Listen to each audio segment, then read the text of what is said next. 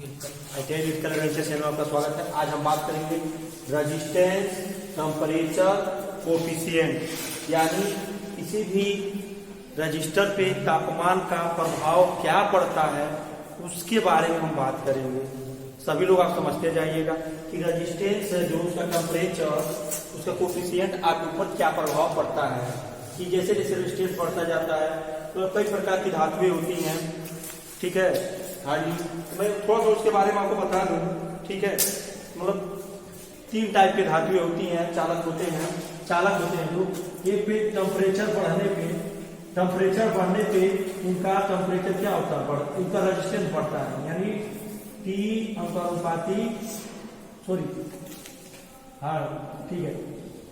T अनुपाती R, ठीक है। जैसे टेम्परेचर हमारा इंक्रीज होता जाएगा, रेजिस्टेंस भी इंक्रीज होता जाएगा। इसे कहते हैं PTC, यानी इसे बोलते हैं हम लोग PTC, यानी पॉजिटिव टेम्परेचर कोफिशिएंट, यानी एक टेम्परेचर के साथ इसका रेजिस्टेंस भी इंक्रीज बढ़ता जाता है। एक होता है P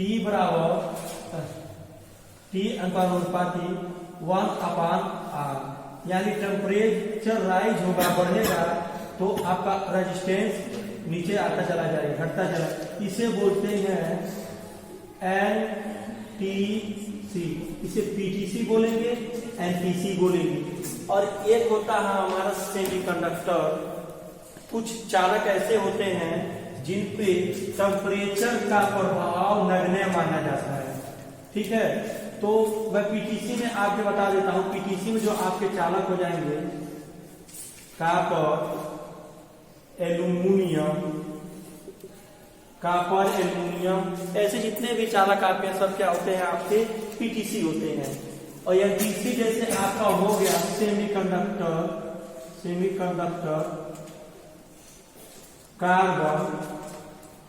कार्बन, ऐसे जो पदार्थ होते हैं जिनका टेम्परेचर बढ़ाने पे इनका रेजिस्टेंस होता है, गिरने लगता है। इसे ऋणात्मक NTC बोला जाता है, इन्हें PTC बोला जाता है, ये समझ लीजिए। और उसके बाद ये एक धातु होती है जिसे आप लोग जानते होंगे, यूरेका,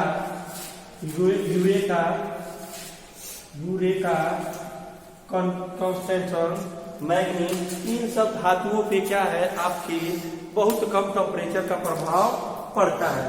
उसे इनके ऊपर टेम्परेचर का बहुत कम प्रभाव पड़ता है, जिससे इनका रेजिस्टेंस नहीं चेंज होता है, ठीक है। आगे चलते हैं।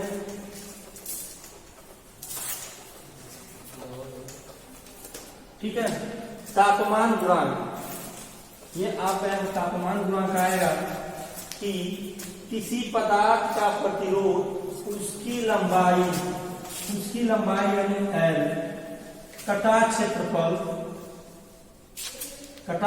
जिसे हम ए से एरिया दर्शाएंगे, विशिष्ट प्रतिरोध को हम रो से दर्शाएंगे। इसको मैंने पहले आपको बता दिया है, इसे रो बोलते हैं। अतिरिक्त उसके चारों वातावरण के तापमान है, उसके चारों वातावरण का जो तापमान है, जिसे हम लोग स्मॉल टी से दर्शाते हैं, निर्भर करता है। अधिकांश धातुओं और मिश्र धातु प्रतिरोध तापमान वृद्धि से बढ़ता है, जबकि अधिकांश धातु में अर्धचालक एवं विलयन इलेक्ट्रोलाइट का प्रतिरोध तापमान वृद्धि से घटता है, ठीक है। जो मैंने पहले बात बताई वही बात यहाँ पे लिखा गया है कि जब किसी भी जो भी प्रतिरोध होता है, उसका प्रतिरोध निर्भर करता है उसके लंबाई पे, उसके कटा क्षेत्रफल पर, उसका विशिष्ट प्रतिरोध पर, ठीक है। अलग अलग पदार्थों का अलग अलग विशिष्ट प्रतिरोध होता है। जैसे आपका कॉपर का विशिष्ट प्रतिरोध होता है 0.0043, यानी 1 सेल्सियस तापमान बढ़ने पे इसका कॉपर का रेजिस्टेंस इतना बढ़ता है। 2 सेल्सियस बढ़ाने पे इससे ज्यादा बढ़ता चला जाएगा, ठीक है। एक आपका कॉपर का होता है।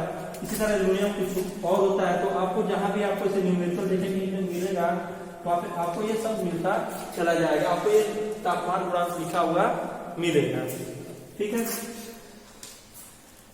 किसी चालक के प्रतिरोध मान में 1 सेल्सियस तापमान परिवर्तन, देखिए ध्यान देखने वाली बात, किसी चालक पदार्थ के प्रतिरोध मान में 1 सेल्सियस तापमान परिवर्तन के लिए होने वाली वृद्धि या कमी उस पदार्थ का तापमान गुणांक कहलाता है। यदि पदार्थ का प्रतिरोध 0 सेल्सियस तापमान पर 0 ओम है तो 1 सेल्सियस पर RT होगा। ठीक है, तापमान गुणांक को हम लोग फाई से दर्शाते हैं। ठीक है, फाई से दर्शाते हैं, इसे तापमान गुणांक कहते हैं।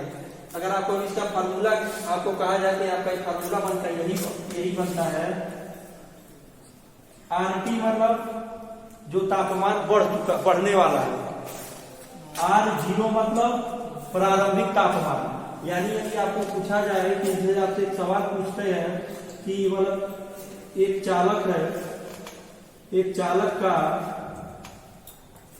प्रारंभिक नहीं, एक चालक का 0 सेल्सियस पर 5 ओम है, तो अगर 50 सेल्सियस पर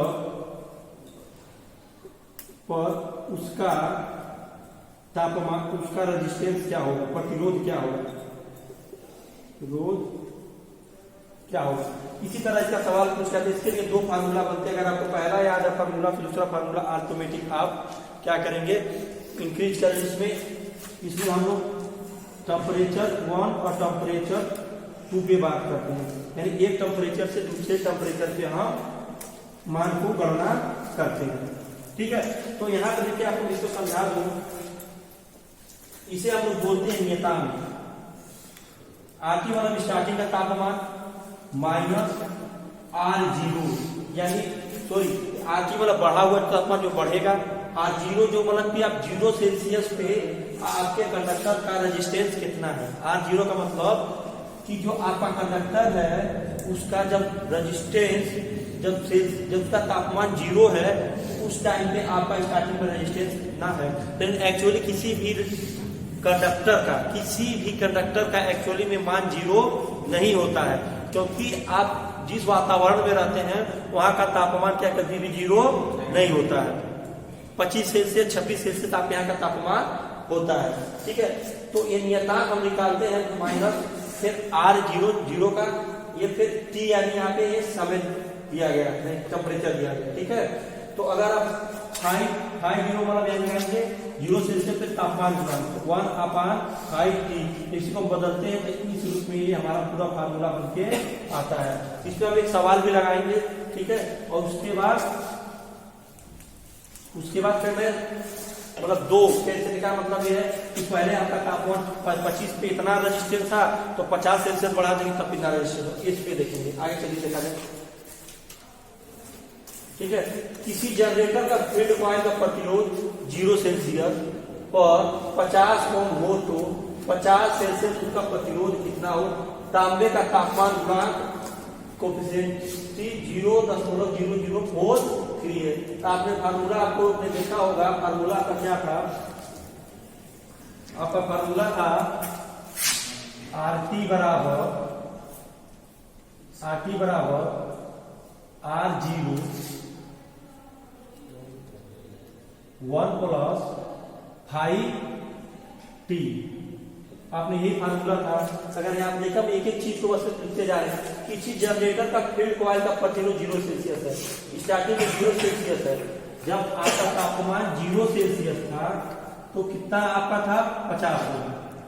ठीक है, R0 पे 50 सेल्सियस तापमान था। तापमान जब आपका 0 सेल्सियस पे था तो R यानी आपका रेजिस्टेंस था कितना 50 ओम।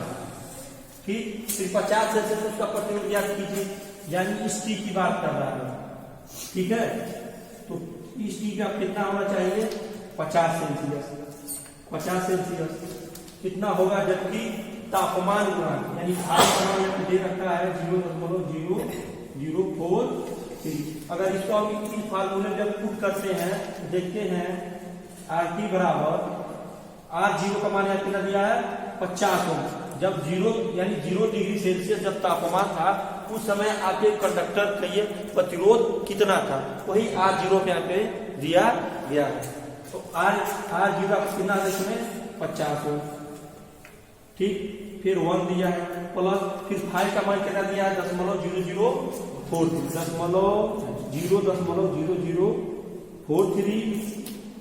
इंटू, देखिए इंटू में है ना कि 50 सेल्सियस टेम्परेचर आपको कितना है 50 सेल्सियस। कोष्टक बंद हो जाएगा। उसके बाद जब इसमें इसका इसमें मल्टीप्लाई करेंगे, देखते हैं मल्टीप्लाई करके एकदम आसान तरीकों से। ये 0 है तो 0 यहाँ पे लीजिए, 5 आए 15, 5 को 20 21 21, 2 शून्य आगे 2 शून्य आगे लगा देंगे। फिर 4 अंकों पे 0 है, 1 2 3 4 लगा देंगे, यहाँ लिख के लगा देंगे। अगर हम इसको देखेंगे इन दोनों को जब जोड़ेंगे कितना हो जाएगा 50 1.215 यानी 215 हो जाएगा। लेकिन 215 पढ़ना ये गलत हो जाएगा, मैथ की भाषा 215 पढ़ना गलत हो जाएगा। इसे हम पढ़ेंगे 215। जब अब इसका मल्टीप्लाई जब इसमें हम लोग करेंगे, 0 को 0 रखेंगे, 5 × 25, 5 करने 5, 5 2 7, 5 गुना 10, 10 को 0, 5 करने 5 1 6, ये देखा जाएगा। फिर 3 अंकों पे लगा है 1 2 3 10.1 2 3, तब इसको हम लिखेंगे 60.7 ओ। आपका टोटल रेजिस्टेंस कितना आ गया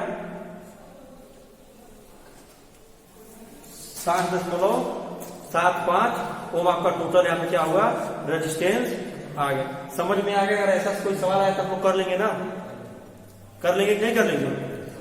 ठीक है, बहुत आसान है। ये फार्मूला बताइए तो ये याद करिएगा। अगर आपको ये फार्मूला याद है तो आसानी से आप दूसरा भी जो आपका फार्मूला है, दूसरा जो आपका बना हुआ फार्मूला, उसको भी T1 और T2 से आराम से निकाल सकते। इसको याद करने की जरूरत नहीं है। अगर आप इसको याद कर लेंगे, अगर आपके पास अगर टाइम मैनेजमेंट है तो आप आराम से इसको भी कर सकते हैं, अगर आपके पास स्पीड है तो।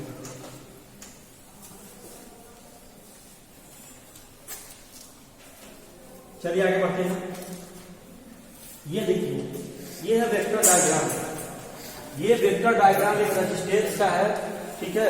रेजिस्टेंस चेंज, आप चेंज द टेम्परेचर, जब रेजिस्टेंस को बदलते हैं तो रेजिस्टेंस आपका कैसे चेंज होता है, ठीक है।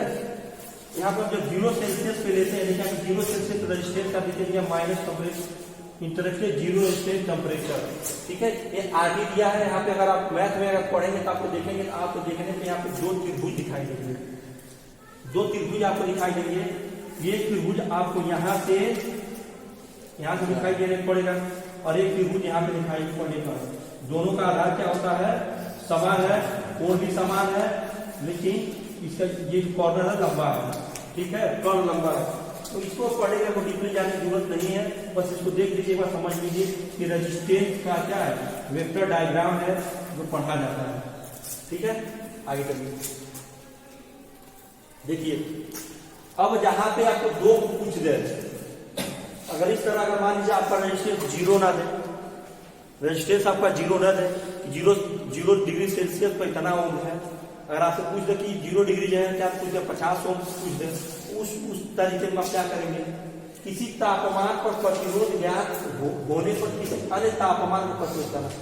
ध्यान दीजिए, किसी एक तापमान पर प्रतिरोध ज्ञात करना, ज्ञात होने पर किसी अन्य तापमान पर प्रतिरोध ज्ञात करना। कहने का साफ तात्पर्य ये है कि मान लीजिए पहले हम 50 सेल्सियस पे तापमान रेजिस्टेंस हमको कितना मिला, अब पूछ रहा है कि इसके बाद अगर आपको 70 सेल्सियस कर दिया जाए तो रेजिस्टेंस आपका कितना होगा, ये कहना है, ठीक है। इसमें कुछ नहीं है। देखिए प्रारंभिक तापमान 0 सेल्सियस में, यानी पहले हम 0 सेल्सियस पढ़ेंगे प्रारंभिक तापमान, मान लो हमें 50 सेल्सियस लिखा है, किसी हम लोग 50 सेल्सियस लिखेंगे, ठीक। अब T2 अंतिम तापमान, मान लीजिए हमने अंतिम तापमान यहाँ 70 रखा तो 70 रख लेते हैं 70 सेल्सियस। फिर 8 सेल्सियस प्रतिरोध ओम में आपको रजिस्टर मिलेगा कि जब पहले तापमान पर इसका रेजिस्टेंस कितना, मान लीजिए इसको हमने मान लिया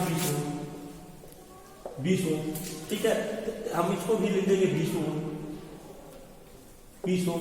फिर पूछा सेल्फ प्रतिरोध ओम, इसको तो हमें R2 को हमको ज्ञात करना है, R2 बराबर क्वेश्चन मार्क हो जाएगा। ये फार्मूला को समझाया गया है, ठीक है। ये तापमान गुणांक क्या होता है, ये फाई होता है, फाई आपको जो बताया गया था 0 से प्रतिरोध ओम में, तो आपका यही बन के आता है हमने कहा ना एक ही आपको याद होना चाहिए, RT बराबर 0 R1 और 1 अपान R2। ठीक है, एक को मानेंगे T1 और एक को मानेंगे T2। समझ में आ रहा है? चलिए मैं आपको समझा, जब क्वेश्चन आप लगाएंगे ऑटोमेटिक समझ में आ जाएगा। ठीक है, आप फार्मूला कैसे बनाते हैं, मान लीजिए एक तापमान क्या है T1 है, ठीक है, और इसको हम लोग निकालेंगे 0 तापमान से 1 + 5T। ठीक, फिर हम दूसरा तापमान लेंगे किसी और चीज का, इसको लिखेंगे 1 अपान 5T। अब क्या करेंगे, इन दोनों को आपस में क्या करेंगे, हम लोग भाग देंगे। ये दो समीकरण बन जाएगा, एक समीकरण दो समीकरण, जहां पे दो तापमान की बात करता है, जहां पे डायरेक्टली बीच में से आपको उठाना हो, किस तापमान से इस तापमान, इस तापमान से इस तरह रजिस्टेंस को निकालना है। अगर हम दोनों को भाग देंगे तो R2 हम जब ऐसे देंगे, इस कंडीशन में आपका क्या हो जाएगा, जब हम भाग देंगे तो ये वाला ऊपर हो जाएगा, R1 नीचे हो जाएगा। समझ में आ गया? अब क्या है, अब हम आपस में ऐसे भाग देंगे। अब दूल्हे लिखेंगे R0 से R0 कट जाएगा, R0 से R0 कट जाएगा। जब इसका हम पीरियड गुणा करेंगे RT, तो ये होगा कि R2 बराबर RT1 1 + 5T बटे 1 + 5T। आपका यही बस यहाँ पे फार्मूला पूरा आएगा। अगर आपको R2 निकालना है तो, यानी दूसरा टेम्परेचर पे दूसरा रेजिस्टेंस निकालना है, तो आपको यही फार्मूला बन के आता है। आगे एक सवाल लगाएंगे, आपको पूरी कंफ्यूजन दूर हो जाएगी। चलिए, ठीक है, यही है बन के आया है। तांबे का एक कॉइल 20 सेल्सियस पर प्रतिरोध 450 ओम है। एक तांबे की कॉइल है 20 सेल्सियस पे पर प्रतिरोध 400 ओम है, यानी आपका क्या ये बनेगा आपका T1। ठीक है, पहला टेम्परेचर हो जाएगा। फिर पूछा है तापमान गुणांक, ये बनेगा आपका 5 बनेगा, 5 बनेगा। फिर पूछा 70 सेल्सियस पे, ये आपका बनेगा T2। ठीक है, प्रतिरोध क्या होगा, क्या पूछा इन्होंने, आपका प्रतिरोध क्या होगा।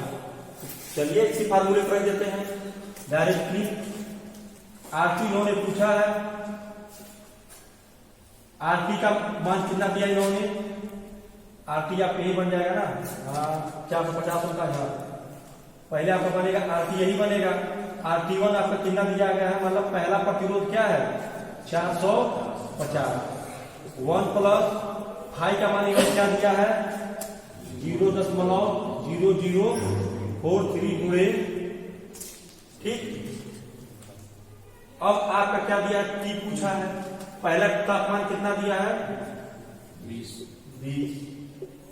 ठीक है, और दूसरा तापमान इन्होंने क्या दिया है, पहला तापमान हो दिया, तो दूसरा वाला ऊपर चला जा रहा है ना, यहाँ 70 हो जाएगा, 70 बटे। अब इन्होंने पूछा है, फिर आपका क्या हो जाएगा 1 + कोष्टक में रहेगा 5 का मान 0.0043 गुणे 20। ठीक है, अब इसको आप जब हल करेंगे, तो R2 का मान आपका आएगा,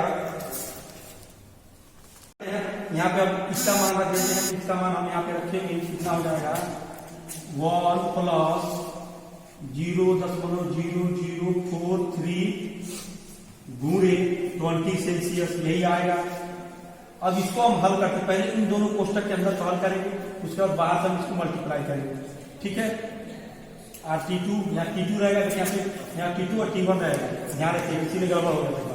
ठीक है, तो 450 को 50 रखेंगे, 1 + अब इसका गुणा इसमें करेंगे।